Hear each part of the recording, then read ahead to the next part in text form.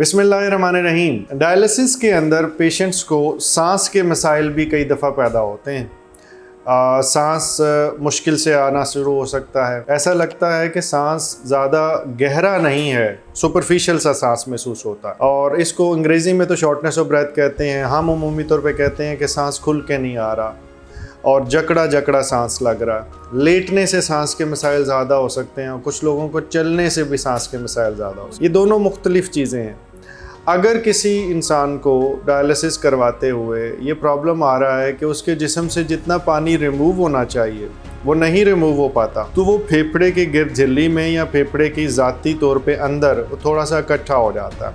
इसके नतीजे में ऑक्सीजन सही तरह खून की नालियों तक नहीं पहुंच पाती और नतीजतन सांस की खराबी नतीजा निकल आती है। इसके बाद कुछ लोग जो गुर्दे के मसाइल में शिकार होते हैं, बाज़ वक़्त उन्हें दिल के मसाइल भी चल रहे होते हैं, तो मुमकिन है कि सांस की खराबी दिल की वजह से हो।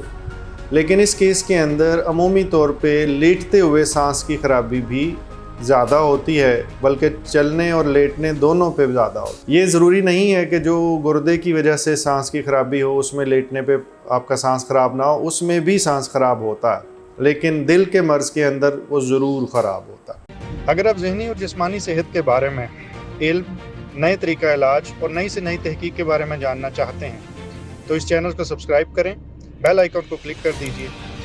अगर वीडियो में कुछ अच्छा लगे तो लाइक एंड शेयर करें ताकि ये इल्म दूसरों तक पहुंच सके। इसके अलावा सांस की खराबी की कुछ वजह और भी हो सकती हैं। मिसाल के तौर पे किसी को अगर एज़मा या दमे का मसला है और उसको एलर्जी है किसी चीज़ से, उसको डायलाइज़र जो वो एक सफाई करने वाला आला लगाया होता है जिसमें से मशीन उस ब्लड को गुजारती है, तो वो उसके जिस्म से फासिद मादे वो आला चूस लेता है, हम उसको डायलाइज़र कहते हैं।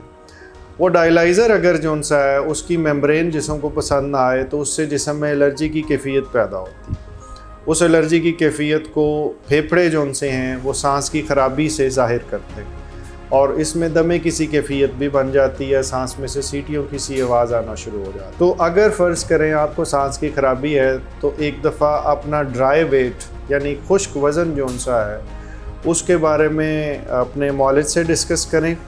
ड्राई वज़न क्या चीज़ है, मैं इसके बारे में अलहदा वीडियोस बना चुका हूं। अगर फिर भी इसके बारे में इल्म अभी तक कमज़ोर है तो मैं दोबारा वीडियो बना दूँगा। दूसरी तरफ अगर आपके हार्ट का मसला है तो अपनी ईको ज़रूर करवाएं और अपने मौलिद से उसके बारे में भी डिस्कस करें कि हो सकता है सांस की खराबी की वजह दिल से हो। और तीसरी वजह एलर्जी से रिलेटेड है। उस सूरत के अंदर अगर इस चीज़ का शक हो, उसके कुछ टेस्ट भी होते हैं, वो करने के बाद डायलिसिस में जो मेम्ब्रेन है या डायलाइज़र है उसको बदल के देखा जाता है कि ये एक किस्म की है, अब हम एक और किस्म की इस्तेमाल करते हैं। तो ज़रूरी नहीं है कि एक किस्म की मेम्ब्रेन से एलर्जी हो तो दूसरे से भी हो। अगर एक के बाद दूसरा डायलाइज़र ठीक काम करना शुरू हो जाता है तो इसका मतलब है कि पहले डायलाइज़र मेम्ब्रेन से हो सकता है जिस्म को एलर्जी। अल्लाह ताला आपको मुकम्मल ज़िंदगी दे और दूसरों की ज़िंदगी मुकम्मल करने का शर्फ अता करे। शुक्रिया।